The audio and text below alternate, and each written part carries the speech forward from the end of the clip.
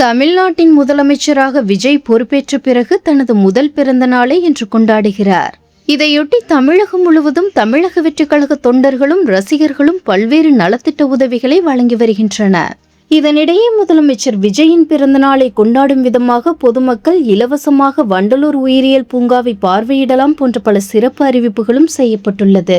பிறந்த நாள் கொண்டாடும் முதலமைச்சர் விஜய்க்கு சினிமா பிரபலங்கள், அரசியல் தலைவர்கள் என பலரும் தங்களது வாழ்த்துக்களை தெரிவித்து வருகின்றனர். இந்த நிலையில் முதலமைச்சர் ஜோசப் விஜய்க்கு திமுக தலைவர் மு.க.ஸ்டாலின் வாழ்த்து தெரிவித்துள்ளார்.